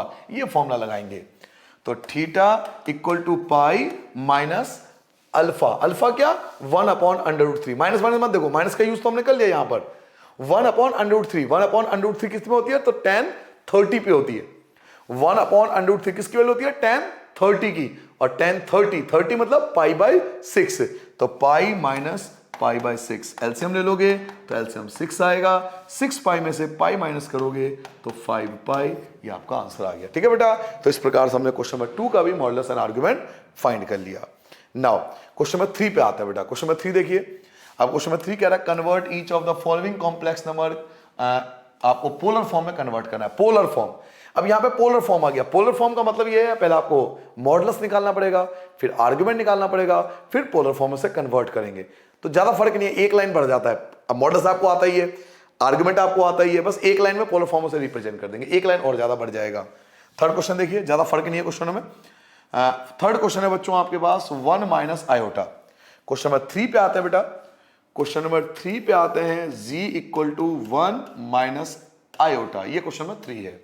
Now compare करते हैं। अब थोड़ा आपकी स्पीड बढ़ जानी चाहिए, तो सबसे पहले लिखेंगे बेटा ऑन कंपेयरिंग। कंपेयर करेंगे z equal to r bracket cos theta plus iota sine theta. Now real वाला रियल के इक्वल, रियल वाला मैंने क्या बताया था, रियल हमेशा r cos थीटा होगा, रियल है 1, और इमेजनरी हमेशा r साइन थीटा होगा, इमेजनरी आपका है -1। Equation first, equation second. Now squaring and adding both, squaring and adding both, दोनों का स्क्वायर करके दोनों को ऐड कर देंगे। तो स्क्वायर और ऐड करने पे हमेशा आर स्क्वायर आएगा, इसका स्क्वायर करोगे 1 आएगा, इसका स्क्वायर करोगे तो भी 1 आएगा। आर स्क्वायर इक्वल टू 2 हो गया, स्क्वायर बनेगा अंडर रूट, तो आर इक्वल टू √2। ये आपका आ गया मॉडुलस। क्लियर हो गया बेटा? इसमें भी ज्यादा टाइम नहीं लगता है, क्योंकि ये चीज याद हो जाती है ना, ये चीज भी याद हो जाती है कि रियल वाला r cos थीटा है, इमेजिनरी वाला r sin थीटा है, दोनों का स्क्वायर करना है तो r स्क्वायर होगा, इन दोनों का स्क्वायर करके प्लस कर दो, 2 आ गया, स्क्वायर बन गया अंडर रूट, खत्म हो गया। नाउ आर्गुमेंट फाइंड करना है, तो मैंने क्या लिखा था आपको, 2 को 1 से डिवाइड करना है, 2 को इमेजिनरी को रियल से डिवाइड करना है। तो क्या लिखोगे, ऑन डिवाइडिंग, ये सब लिख देना चाहिए अच्छे बच्चों की तरह, ऑन डिवाइडिंग 2/1, 2 को 1 से डिवाइड करेंगे तो आप समझ सकते हो कि r sin थीटा ऊपर आएगा, r cos थीटा हमेशा नीचे आएगा। sin थीटा की वैल्यू देखो, sin थीटा की वैल्यू क्या थी, sin थीटा की वैल्यू -1 है, r sin थीटा की वैल्यू -1 है, और r cos थीटा की वैल्यू 1 है, तो r cos थीटा की वैल्यू 1 आ गया। r से r कैंसिल हो गया, sin अपॉन cos क्या बन जाएगा, तो tan थीटा बन जाएगा। -1 और 1, -1 कहलाता है, -1/1, -1 हो गया। नाउ sin थीटा देखो पॉजिटिव था या नेगेटिव था, sin थीटा आपका नेगेटिव था, sin थीटा बच्चों आपका नेगेटिव था। cos थीटा देखो, cos थीटा क्या था, तो cos थीटा आपको पॉजिटिव था, cos थीटा आपका पॉजिटिव है, cos थीटा आपका पॉजिटिव है, तो cos थीटा आपका पॉजिटिव है। और tan थीटा लास्ट में देखो, tan थीटा आपका नेगेटिव है, tan थीटा आपका नेगेटिव है। नाउ sin थीटा नेगेटिव है, cos थीटा पॉजिटिव है, tan थीटा नेगेटिव है। तो 4 क्वाड्रेंट की बात करते हैं। आफ्टर स्कूल टू कॉलेज ऐसा कौन सा क्वाड्रेंट है जिसमें साइन भी नेगेटिव हो, tan भी नेगेटिव हो, लेकिन cos जो हो पॉजिटिव हो, cos पॉजिटिव इसमें आता है, 4th क्वाड्रेंट में आता है, cos पॉजिटिव 4th क्वाड्रेंट में आता है, cos पॉजिटिव 4th क्वाड्रेंट में आता है, और 4th क्वाड्रेंट में ये दोनों नेगेटिव भी होते हैं, तो 4th क्वाड्रेंट में आएगा। तो क्या लिखेंगे बेटा, theta lies in 4th quadrant, 4th quadrant, हमें पता लग गया कि थीटा 4th क्वाड्रेंट में है। और याद कीजिए 4th क्वाड्रेंट का फॉर्मूला क्या था, theta equal to minus alpha, केवल हमें ये लिखना होता है। तो theta equal to minus alpha कहां से मिलेगा, तो अल्फा यहां से मिलेगा 1 किसकी वैल्यू होती है, टेन थीटा में 1 किसकी वैल्यू होती है, तो पाई बाय 4। अब -1 मत देखना, माइनस का यूज कर तो लिया, ये देखो माइनस का यूज यहां पे कर लिया हमने, अब सिर्फ 1 को देखना है। तो टेन थीटा 1 कब होता है, पाई बाय 4 पे, 45 पे, तो पाई बाय 4। देखिए फॉर्मूला होता है ना माइनस अल्फा, तो माइनस और अल्फा, अल्फा कहां से निकलता है, तो यहां से निकलता है। 1 किसकी वैल्यू होती है, पाई बाय 4 की। तो ये जो होगा वो आपका आर्ग्यूमेंट कहलाएगा। तो आपके पास देखिए मॉडुलस भी है, ये आपका मॉडुलस आ गया, ये आपका आर्ग्यूमेंट आ गया। नाउ आपको इसको पोलर फॉर्म में रिप्रेजेंट करना है। किस में रिप्रेजेंट करना है, पोलर फॉर्म। और पोलर फॉर्म मैंने आपको रूल बताया था, Z = R cos theta plus iota sine theta, इसे हम लोग पोलर फॉर्म बोलते हैं। R क्या आया था, तो R आपका √2 आया था। cos थीटा कितना आया, तो थीटा आपका आया -π/4 प्लस आयोटा साइन की जगह साइन थीटा क्या आया, तो -π/4। तो ये आपका आंसर आ गया बेटा। इस प्रकार से आपने पोलर फॉर्म में से रिप्रेजेंट कर दिया। ठीक है बच्चों, देखिए क्वेश्चन नंबर 4 देखिए बेटा। क्वेश्चन नंबर 4 बिल्कुल सेम क्वेश्चन है, कुछ अलग नहीं है। आपको दिया हुआ बेटा इस प्रकार से -1 प्लस आयोटा। तो चलिए क्वेश्चन नंबर 4 स्टार्ट करते हैं बेटा। Question number 4, Z = -1 plus iota. तो ये आपका रियल पार्ट है और ये आपका इमेजिनरी पार्ट है। Real part and imaginary part. Now on comparing, अब आपकी स्पीड अपने आप बढ़ जानी चाहिए क्योंकि ये सब चीज आपको आ गई होगी। On comparing Z = R bracket cos theta plus iota sine theta. तो पहले रियल वाला, रियल के इक्वल, तो रियल पार्ट क्या था, तो रियल पार्ट आपका R cos थीटा था जो कि इक्वल है -1 के, और फिर R sin theta imaginary part है जो कि इक्वल है आपके 1 के। तो ये आपका फर्स्ट पार्ट हो गया, ये आपका सेकंड पार्ट हो गया। उसके बाद हम एक ही चीज करते हैं, squaring and adding both. Squaring and adding both, दोनों को स्क्वायर करके दोनों को ऐड कर देंगे। तो स्क्वायर कर दो तो आर स्क्वायर बचेगा, क्योंकि r cos square plus r sine square, cos square sine square 1 हो जाएगा, आर स्क्वायर बचेगा। -1 का स्क्वायर 1 होता है, 1 का स्क्वायर 1 होगा, तो आर स्क्वायर की वैल्यू आपके पास 2 आ गया बेटा। स्क्वायर बन जाएगा √, तो आर की वैल्यू √2 आ गया। तो ये जो है आपका मॉडुलस कहलाएगा। आर की वैल्यू √2, ये आपका मॉडुलस कहलाएगा। नाउ अब आपको आर्गुमेंट निकालना है। तो आर्गुमेंट निकालने के लिए मैंने आपको क्या कहा था, ऑन डिवाइडिंग 2 by 1, 2 को 1 से डिवाइड कर दो। तो 2 को 1 से डिवाइड करोगे तो हमेशा साइन थीटा ऊपर आएगा और आर कॉस थीटा हमेशा नीचे आएगा, क्योंकि हमें टेन थीटा में कन्वर्ट करना होता है। तो देखिए आर साइन थीटा 1 है और आर कॉस थीटा -1 है। तो आर साइन थीटा जो है 1 है और आर कॉस थीटा जो है -1 है। 1 अपॉन में -1 बन जाता है। आर से r cancel, sine upon cos tan theta बन गया। ठीक है बेटा, आर से r cancel, sine upon cos tan theta बन गया और इक्वल टू में -1।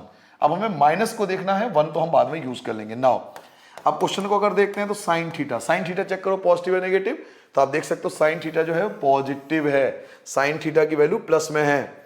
तो साइन थीटा आपको पॉजिटिव दिया हुआ है, कॉस थीटा आपको नेगेटिव दिया हुआ है, और लास्ट में आपने अभी टेन थीटा फाइंड किया, टेन थीटा भी आपको नेगेटिव दिया हुआ है। तो आप देख सकते हैं साइन थीटा पॉजिटिव है, कॉस थीटा नेगेटिव है, टेन थीटा भी नेगेटिव है। अब आपके पास 4 क्वाड्रेंट है, आफ्टर स्कूल टू कॉलेज।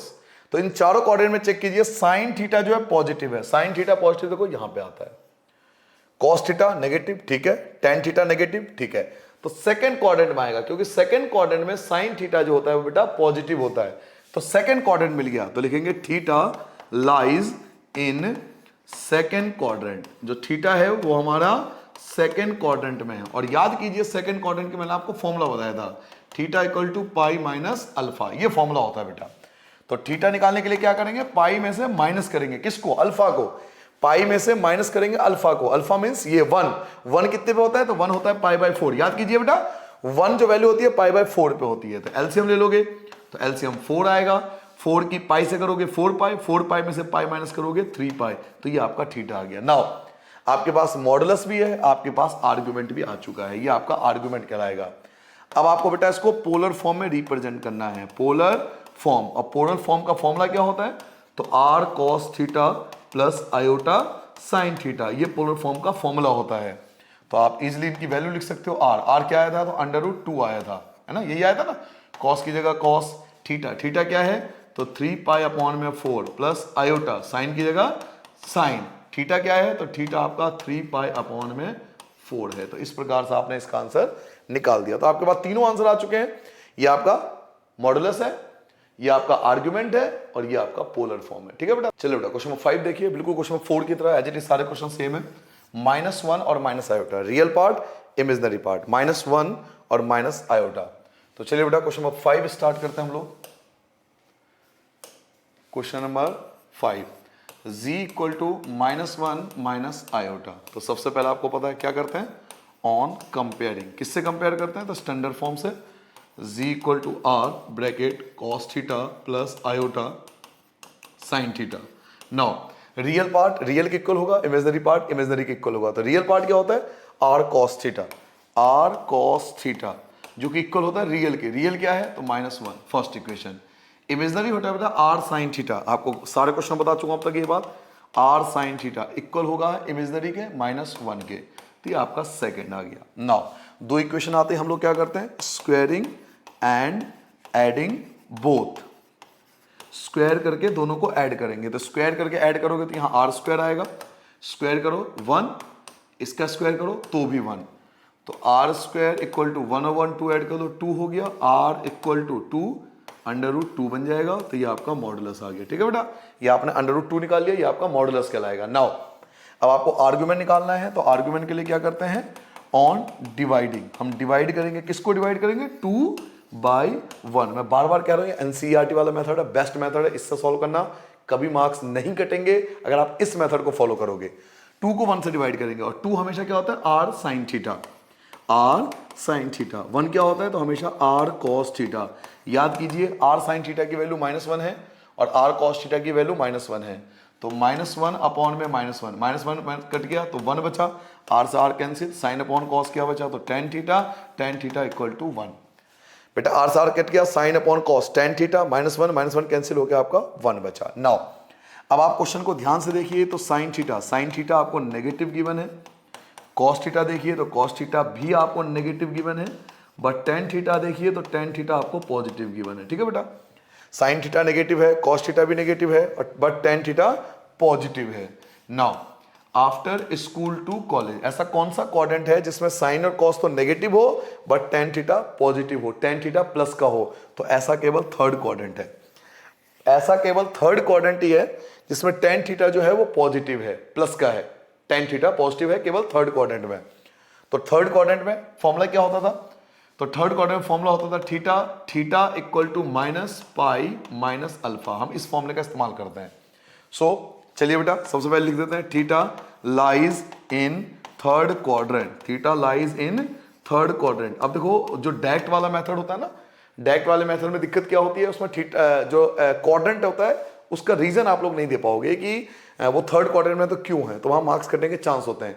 यहाँ पर रीजन दे रहे हो कि थर्ड क्वाड्रेंट में क्यों है, तो रीजन भी दे रहे हो, इसलिए मार्क्स नहीं कटते। नाउ थीटा थर्ड क्वाड्रेंट में, और थर्ड क्वाड्रेंट में थीटा का फॉर्मूला क्या होता है, तो -पाई माइनस अल्फा। अल्फा मतलब आपको यहां से निकालना है, 1 किस पे होता है, तो 1 की वैल्यू होती है π/4। ठीक है बेटा, अल्फा का मतलब होता है ये वैल्यू 1 π/4 पे होता है, तो माइनस आप एलसीएम ले लो, 1 और 4 का एलसीएम बेटा 4 हो जाएगा, 4 की पाई से करोगे 4 पाई में से पाई माइनस करो तो 3 पाई, तो ये आपका थीटा आ चुका है। तो मॉडुलस क्या आया था, तो मॉडुलस √2 आया था। आर्ग्यूमेंट क्या आया, तो आर्ग्यूमेंट आपका ये आया। नाउ आपको तो पोलर फॉर्म निकालना है, तो पोलर फॉर्म का आप लोग फॉर्मूला लगाइए। Polar form z equal to क्या था, r cos theta plus iota sine theta. अब केवल आपको वैल्यू पुट करनी है, जो इनकी वैल्यू आपको पता है। तो r की वैल्यू क्या आई थी, तो √2 आया था, cos की जगह cos रहेगा, थीटा क्या है, तो -3 पाई अपॉन में 4 प्लस आयोटा साइन। थीटा क्या है बेटा, तो थीटा है -3 पाई अपॉन में 4। तो इस प्रकार से हमने इस क्वेश्चन का भी पोलर फॉर्म तैयार कर लिया। ठीक है बेटा, क्वेश्चन नंबर 5 का ये पोलर फॉर्म होगा। क्वेश्चन नंबर 6 पे आता है बेटा। क्वेश्चन नंबर 6 देखिए आपके सामने क्या है। क्वेश्चन नंबर 6 आपको बच्चों दिया हुआ है, केवल दिया हुआ है -3। अब -3 रियल है, इमेजिनरी नहीं दिया हुआ, तो इमेजिनरी नहीं दिया हुआ तो क्या लिखोगे, 0 आयोटा। रियल तो दिया हुआ है, रियल है -3, बट इमेजिनरी नहीं दिया हुआ तो हम लिखेंगे प्लस में 0 आयोटा। तो ये आपका पूरा क्वेश्चन तैयार हो जाएगा ताकि आपको कंफ्यूजन ना हो। तो चलिए इस क्वेश्चन को स्टार्ट करते हैं -3 प्लस 0 आयोटा से। तो क्वेश्चन नंबर कर रहे हैं हम बेटा 6, z equal to -3 plus 0 iota. जो नहीं है वो 0 ले लो, क्यों, ताकि आपको कंफ्यूजन ना हो। तो रियल पार्ट -3 है, इमेजिनरी पार्ट आपका 0 कहलाएगा। नाउ सबसे पहले आप कंपेयर करोगे, तो ऑन कंपेयरिंग, किससे कंपेयर करोगे? तो कंपेयर करोगे आप फॉर्मूले से, स्टैंडर्ड फॉर्म से, r cos theta plus iota sine theta. अब तो मुझे लगता है याद हो गया होगा कि रियल जो होता है वो आर कॉस थीटा होता है। रियल पार्ट होता है बेटा आर कॉस थीटा और इमेजनरी पार्ट होता है बेटा r sine theta. Real part क्या है? तो -3 है। इमेजनरी पार्ट क्या है? तो 0 है। ये आपका फर्स्ट हो गया, ये आपका सेकेंड हो गया। Now squaring and adding both, square करके अगर दोनों को आप ऐड कर दो तो क्या बनेगा? देखो स्क्वायर करके ऐड करोगे तो ये बनेगा आर स्क्वायर बचेगा, -3 का स्क्वायर कर दो तो 9 हो जाएगा और 0 का स्क्वायर तो 0 ही होता है। R square equal to 9, r square बन जाएगा आपका अंडर रूट तो 3 आ जाएगा। तो ये आपका मॉडुलस आ गया, इसे हम मॉडुलस बोलेंगे। आपके सामने मॉडुलस आ चुका है। नाउ अब आपको आर्गुमेंट निकालना है, तो आर्गुमेंट के लिए मैंने आपको क्या बताया था? ऑन डिवाइडिंग, हमेशा डिवाइड कर दीजिए। ऑन डिवाइडिंग 2 बाई 1, 2 को 1 से डिवाइड कीजिए। 2 क्या होता है? 2 हमेशा होता है आर साइन थीटा। 1 क्या होता है? तो 1 होता है r cos theta. Now r sine theta की वैल्यू क्या है? आर साइन थीटा की वैल्यू 0 है, तो आर साइन थीटा की जगह 0 लिख दो। आर कॉस थीटा बेटा क्या है? तो आर कॉस थीटा बेटा -3 है, -3। अब 0 अपॉन में -3 को क्या फर्क पड़ता है? आएगा तो 0 ही। आर से आर कैंसिल, आर से आर कैंसिल और साइन अपॉन कॉस होता है टेन थीटा। क्लियर हो गया बेटा? आर से r cancel, sine upon cos बन गया टेन थीटा और इक्वल टू में क्या है? 0।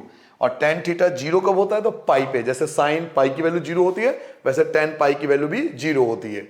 नाउ अब आप क्वेश्चन को ध्यान से देखिए तो क्वेश्चन को आपको पता लगेगा कि आपको साइन थीटा क्या गिवन था? देखिए पॉजिटिव था या नेगेटिव था? तो साइन थीटा 0 गिवन था। साइन थीटा आपको 0 गिवन है और 0 का ना पॉजिटिव होता है ना नेगेटिव में आता है। कॉस थीटा चेक कीजिए, कॉस थीटा आप चेक करोगे तो नेगेटिव दिया हुआ है। कॉस थीटा बेटा आपको नेगेटिव दिया हुआ है और टेन थीटा क्या दिया हुआ है? तो 0 गिवन है। अब देखिए इस क्वेश्चन में हमें क्वाड्रेंट का नहीं पता चलेगा। क्यों नहीं पता चलेगा? क्योंकि दो संख्या तो 0 ही है, तो कैसे पता करोगे क्वाड्रेंट कौन सा है? दो संख्या तो ऑलरेडी 0 है ना, तो हमें नहीं पता ना कौन सा क्वाड्रेंट है। तो इसके लिए हम सिंपल एक मेथड फॉलो करते हैं। देखिए आपको पता है 0 कहाँ आएगा? ऑरिजिन पे, और 0 के सीध में कौन आता है? तो पाई आता है, या फिर यहाँ पर 2 पाई आता है, कोई एक ही आता है, या तो पाई या 2 पाई, कोई एक ही वैल्यू आएगी 0 के स्टेट में। तो क्योंकि यहां पर आपको देख रहे हो साइन थीटा जो है वो 0 है, टेन थीटा भी है वो भी 0 है, तो sine theta 0 and tan theta 0 कहां होता है? तो पाई पे होता है। पाई पे दोनों वैल्यू 0 होती है। तो यहां पे आपको क्वाड्रेंट पहचानने की जरूरत ही नहीं है, क्वाड्रेंट की आपको नीड ही नहीं पड़ेगी। आप डायरेक्ट फाइंड कर सकते हो। तो आपको थीटा फाइंड करना है, इट मींस क्वाड्रेंट आपको पता नहीं है। 4 क्वाड्रेंट का फॉर्मूला आपको पता है। पहले क्वाड्रेंट का फॉर्मूला क्या होता है? अल्फा। दूसरे का क्या होता है? तो पाई माइनस अल्फा। तीसरे का माइनस पाई माइनस अल्फा और फोर्थ का माइनस अल्फा। बट क्वाड्रेंट तो है नहीं, तो हम डायरेक्ट थीटा की वैल्यू लिख सकते हैं। टेन थीटा 0 कब आता है? टेन थीटा 0 आता है बेटा पाई पे। टेन थीटा 0 कब आता है? पाई पे। तो ये आपका डायरेक्ट आ जाएगा आर्गुमेंट। यहां पे आपको क्वाड्रेंट की आवश्यकता नहीं है, यहां आपको क्वाड्रेंट फाइंड करने की जरूरत नहीं है, क्योंकि टेन थीटा 0 है ना। टेन थीटा 0 है। अब नॉट डिफाइंड हो या 0 हो उसका क्वाड्रेंट तो नहीं पता कर सकते ना। तो टेन थीटा 0 कब होता है? तो पाई पे होता है, तो पाई पे हो गया, डायरेक्ट आपका थीटा आ गया। नाउ आपको अब इसे कन्वर्ट करना है किस में? तो आपको कन्वर्ट करना है पोलर फॉर्म में, जो कि z equal to r bracket में cos theta plus iota sine theta. Value put कर लेते हैं बेटा। आर क्या है? तो आर आपका था 3 है ना, 3 था ना, एक बार चेक कर ले। आर 3 था, जी हाँ। कॉस थीटा, थीटा क्या है? तो पाई है, प्लस आयोटा साइन थीटा क्या है? तो थीटा पाई है। तो ये आपका आंसर आ जाएगा। ठीक है बेटा, इस प्रकार से हमने इस क्वेश्चन का भी आंसर निकाल लिया। नोट डाउन करो बेटा। नेक्स्ट क्वेश्चन पे आता है बेटा, क्वेश्चन नंबर 7 पे देखिए। क्वेश्चन नंबर 7 दोनों चीज दिया हुआ है, बहुत अच्छे से दिया हुआ है। √3 और प्लस आयोटा, √3 प्लस आयोटा, तो ये रियल पार्ट और ये इमेजनरी पार्ट। तो √3 plus iota. Question number 7 start करते हैं बेटा। चलिए लिखिए बच्चों question number 7। Question number 7, z equal to √3 plus iota. ये आपका रियल पार्ट और ये आपका इमेजनरी पार्ट। तो फिर वही चीज ऑन कंपेयरिंग, स्टार्ट वहीं से होगा हर बार। ऑन कंपेयरिंग, कंपेयर करो बेटा स्टैंडर्ड फॉर्म से। तो z equal to r bracket cos theta plus iota sine theta. अब आपको याद हो गया होगा कॉस थीटा जो होता है वो रियल पार्ट होता है। तो r cos theta real part, r sine theta आपका imaginary part. R cos theta √3 आ गया, इमेजनरी पार्ट आपका 1 आ गया, आयोटा के साथ कुछ नहीं तो 1 है। तो ये आपका फर्स्ट इक्वेशन और ये आपका सेकेंड इक्वेशन। उसके बाद हम लोग क्या लिखते थे बेटा? स्क्वायरिंग एंड एडिंग बोथ, दोनों का स्क्वायर करके हमें दोनों को ऐड करना पड़ता है। तो इसका स्क्वायर करोगे तो r cos स्क्वायर थीटा, इसका स्क्वायर करो तो r sin square theta, r square sin square theta, तो r स्क्वायर बचेगा। √3 का स्क्वायर करो तो 3 आ गया, 1 का स्क्वायर करोगे 1 आएगा, r स्क्वायर 3 में 1 ऐड कर दो तो 4 हो गया, r इक्वल टू √4 कहलाएगा, तो r की वैल्यू 2 आ गया। That is your modulus, the value of modulus, modulus is 2, modulus आपका 2 आ गया। नाउ अब आपको आर्गुमेंट फाइंड करना है, तो आर्गुमेंट फाइंड करने के लिए हमेशा क्या करते हैं, ऑन डिवाइडिंग। जब ये डिवाइडिंग करते हैं तो याद कर लो आर्गुमेंट बात शुरू हो जाती है। ऑन डिवाइडिंग 2/1, 2 को हम 1 से डिवाइड करेंगे तो 2 क्या होता है, तो 2 हमेशा होता है r sin थीटा, 1 क्या होता है तो r cos theta, equal to 2 की वैल्यू क्या है, सेकंड की वैल्यू क्या है, तो r sin थीटा की वैल्यू 1 है, r sin थीटा की वैल्यू 1 है और r cos थीटा की वैल्यू √3 है। r से r कैंसिल हो गया, साइन अपॉन कॉस क्या बन गया, तो tan theta, sign upon cos बन गया tan थीटा 1/√3। नाउ अगर आप ध्यान से देखोगे साइन थीटा भी आपको पॉजिटिव गिवन है, कॉस थीटा भी आपको पॉजिटिव गिवन है और tan थीटा जो अभी भी आपने फाइंड किया है ये भी पॉजिटिव गिवन है। देख लो एक बार, देखना चाहो तो, अगर आप देखना चाहो तो देख लो, देखो साइन थीटा की वैल्यू पॉजिटिव है, साइन थीटा पॉजिटिव दिया हुआ है, कॉस थीटा भी पॉजिटिव दिया हुआ है और tan थीटा जो अभी अभी आपने फाइंड किया ये भी पॉजिटिव है। तो जब साइन थीटा भी पॉजिटिव हो, कॉस थीटा भी पॉजिटिव हो, tan थीटा भी पॉजिटिव हो, तीनों पॉजिटिव है, तो ये डायरेक्ट पहचान है कि ए में आएगा, आफ्टर स्कूल टू कॉलेज में ए में आएगा, ऑल पॉजिटिव, क्योंकि सारे पॉजिटिव आ रहे हैं तो ए में आएगा फर्स्ट क्वाड्रेंट। और फर्स्ट क्वाड्रेंट में थीटा की वैल्यू क्या होती थी, तो डायरेक्ट अल्फा, यानी जो थीटा होगा वही अल्फा होगा या जो अल्फा होगा वही थीटा होगा। तो थीटा की वैल्यू हम डायरेक्ट निकालेंगे 1/√3, बेटा 1/√3 tan 30 पे होता है और tan 30 की वैल्यू जो होती है वो π/6 होता है, ठीक है, 30 पे होता है ना, 30 का मतलब π/6। तो ये आपका आर्ग्यूमेंट आ गया। नाउ अब क्योंकि आपको पोलर फॉर्म में तैयार करना है तो चलिए पोलर फॉर्म में तैयार करते हैं बेटा। z equal to r bracket cos theta plus iota sine theta. अब हम इनकी वैल्यू पुट कर लेते हैं। तो r क्या था, r देखो आपने मॉडुलस क्या निकाला था, 2 फाइंड किया था, तो r की जगह आपका 2 आ जाएगा, कॉस की जगह कॉस आ जाएगा, थीटा क्या है बेटा, तो थीटा आपका π/6 है प्लस आयोटा, साइन की जगह साइन, और थीटा क्या था, तो π/6 था। तो इस प्रकार से बच्चों आपने पोलर फॉर्म तैयार कर लिया, ठीक है। पोलर फॉर्म की एक और खासियत है जो मैं आपको वीडियो स्टार्टिंग में नहीं बता सकता था, अब बता सकता हूं। अगर आप वापस इसको सॉल्व करोगे ना, इसको सॉल्व करोगे, जो पोलर फॉर्म में आता है ना लास्ट में जो पोलर फॉर्म आता है, ये वाला जो फॉर्म आता है ना, अगर हम इसको सॉल्व करेंगे ना प्रॉपर, जैसे cos 30 की वैल्यू लिखेंगे √3/2 और साइन 30 की वैल्यू लिखेंगे 1/2 और ये 2 से मल्टीप्लाई कर देंगे तो वापस यही आ जाएगा जो क्वेश्चन था, बिल्कुल वही चीज आ जाएगी जो क्वेश्चन था स्टार्टिंग में। जी हाँ, ये चीज आ जाएगा बेटा, ये चीज आ जाएगा। पोलर फॉर्म को अगर सॉल्व किया जाए ना, अब आपको बता सकता हूं क्योंकि अब आपको पोलर फॉर्म समझ में आ गया। तो अगर हम पोलर फॉर्म को सॉल्व करें जो सबसे नीचे लास्ट में आंसर आया था, अगर उसको हम सॉल्व कर दें तो वापस यही आ जाएगा। ये आंसर की पहचान, आंसर चेक करने की जरूरत ही नहीं है, आंसर चेक करने की जरूरत नहीं है। देखिए मैं आपको सिखाता हूं आंसर कैसे चेक करते हैं। देखिए आप एक बात को समझियो, मैं ये करना नहीं है, मैं आपको फ्रैंकली ये करना नहीं है बेटा, मैं एक्स्ट्रा बताता हूं, ठीक है, यहां से एक्स्ट्रा बताता हूं।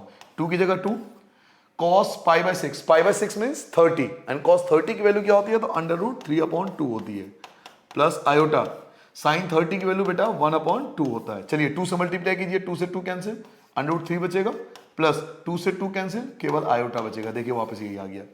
तो मुझे पता है कि आंसर मेरा सही है, कोई गलती नहीं है। अगर मैं इसको सॉल्व करूं तो वापस क्वेश्चन आ जाएगा। इसको सॉल्व अगर मैं कर दूं ना वैल्यू, तो वापस वही क्वेश्चन आ जाएगा जहां से मैं स्टार्ट किया था। तो मुझे आंसर चेक करने की जरूरत क्या है, मुझे पता है कि डायरेक्ट वही आ रहा है, मेरा क्वेश्चन सही आ रहा है ना, तो मैंने सही करा होगा, ये मतलब है। तो आंसर चेक करने की नीड ही नहीं है, आप डायरेक्ट सॉल्व कर सकते हो, पेपर में चेक कर सकते हो कि मेरा आंसर सही आ रहा है या नहीं आ रहा है। जो भी पोलर फॉर्म आया उसको 10 सेकंड ज्यादा लगा के उसको सॉल्व करके देख लेना, वापस क्वेश्चन आ जाएगा जो हमने स्टार्ट किया था। नाउ अब हम अंतिम क्वेश्चन पे आते हैं, अपने क्वेश्चन नंबर 8। जी हाँ, 8 क्वेश्चन लास्ट है, सिर्फ आपको आयोटा गिवन है और कुछ नहीं गिवन है। केवल आपको एक चीज दिया हुआ है आयोटा, सिर्फ आपको आयोटा की दे दिया और कुछ नहीं गिवन है, तो सिर्फ आयोटा से हम लोग सॉल्व करेंगे। चलिए अपने अंतिम क्वेश्चन की ओर आते हैं, आयोटा सॉल्व करते हैं बेटा। Question number 8, z equal to 0 plus iota. 0 के लिख दिया क्योंकि रियल पार्ट नहीं है आपके पास, आपके पास रियल पार्ट नहीं है, तो रियल पार्ट नहीं है तो 0 लिख दो और प्लस आयोटा। नाउ फिर वही काम ऑन कंपेयरिंग, तो कंपेयर करोगे किससे, z से, r bracket cos theta plus iota sine theta. अब अंतिम क्वेश्चन है तो या तो अंदाजा हो गया होगा आपको कि r cos थीटा रियल होता है, r sin थीटा को हम इमेजनरी बोलते हैं, रियल पार्ट क्या है, 0 है, इमेजिनरी पार्ट क्या है, आयोटा के साथ वाला 1 है। ये आपका फर्स्ट हो गया, ये आपका सेकंड हो गया। Now squaring and adding both, squaring and adding both, दोनों को स्क्वायर करके दोनों को ऐड कर देंगे।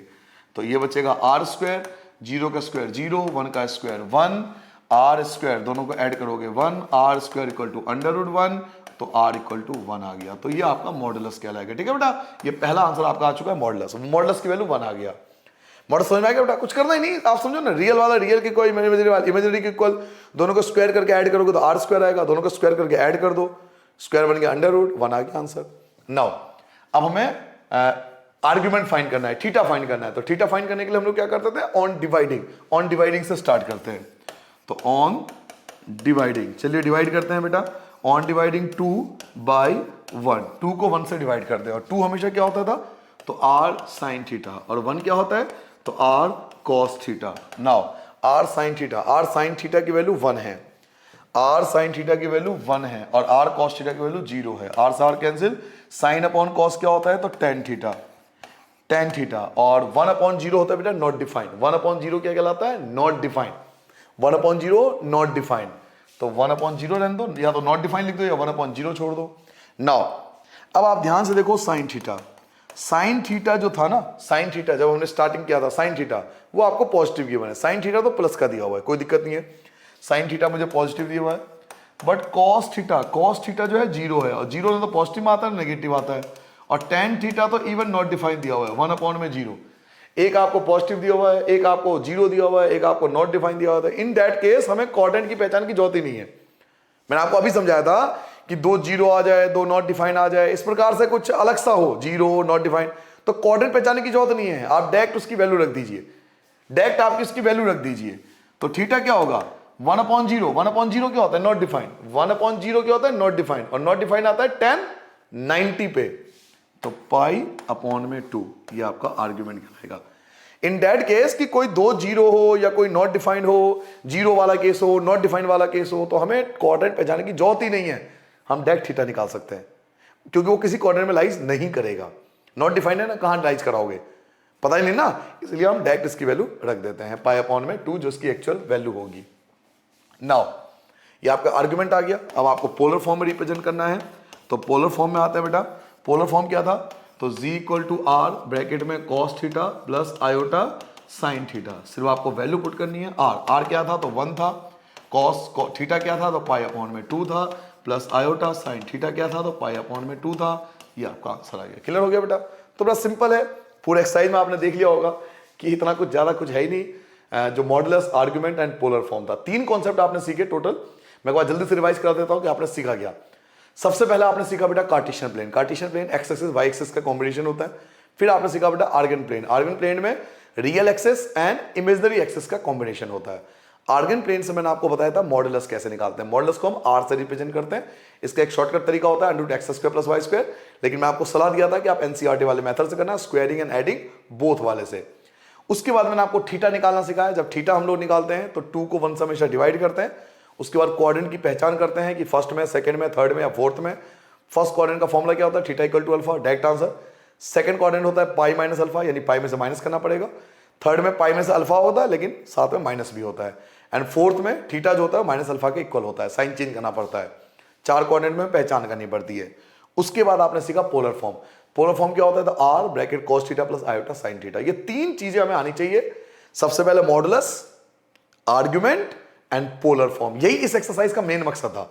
इस पूरे एक्सरसाइज को जो 8 क्वेश्चन आपने करे हैं और विद एग्जांपल जो आप करोगे, इस पूरे एक्सरसाइज का यही मकसद था कि आपको 3 चीज आना चाहिए, modulus, argument and polar form. और सबसे बड़ी बात, आपने उस मेथड को फॉलो करा है जो सभी स्कूलों में फॉलो होता है, चाहे आप भारत के, इंडिया के किसी भी स्कूल में पढ़ रहे हो, यही मेथड सबसे ज्यादा फॉलो किया जाता है, और यही वाला मेथड आपके बुक में भी दिया हुआ है। ठीक है बेटा, तो आई होप आपको तीनों चीज समझ में आ गया होगा कि मॉडुलस क्या होता है, आर्ग्यूमेंट क्या होता है, पोलर फॉर्म क्या होता है। ठीक है बेटा, इन्हीं शब्दों के साथ सबको नमस्ते, बाय बाय। अपना ध्यान रखना, अच्छे से पढ़ना, सारे क्वेश्चन करना, एग्जाम्पल भी कर लेना, एग्जाम्पल दिए मैं 2-4 वो भी कर लेना। किसी क्वेश्चन में डाउट्स लगे कि भाई मुझे पोलर फॉर्म या कोई दिक्कत है, तो कमेंट करके पूछना, कोशिश करेंगे तो आपके वो जो प्रॉब्लम है, इंक्वायरी है, उसे दूर कर सके। ठीक है बच्चों, नमस्ते।